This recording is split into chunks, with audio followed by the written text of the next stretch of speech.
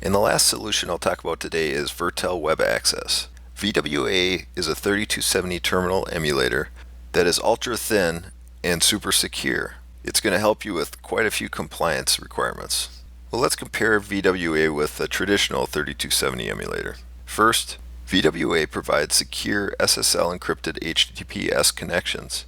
With these connections in place, VWA is FIPS compliant and also TLS compliant. Compare this to traditional 3270 emulators, which use unencrypted TN3270 connections between the mainframe and the emulator client, plus VPN for encryption. With VWA, there's nothing to install on the client device.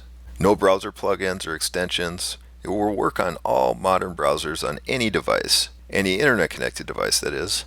This, while traditional 3270 emulators require the deprecated Java browser plugin and others to function. This could lead to some issues. VWA also integrates well. It'll integrate with any IP security. VWA also supports hosting macros on the mainframe. These can be inventoried and audited for security. Traditional 3270 emulators, well, those macros are stored on client devices and rely on individual users to protect their devices from getting hacked. That's not ideal.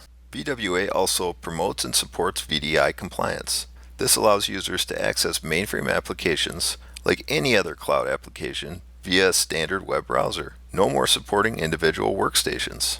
This compared to traditional 3270 emulators, where they rely on client-installed applets, plugins, or extensions.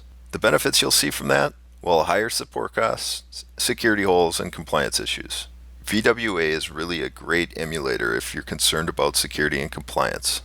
And for more information, you can visit our website and be sure to mark this date on your calendar, May 16th. We'll be having a Virtel webinar on that day.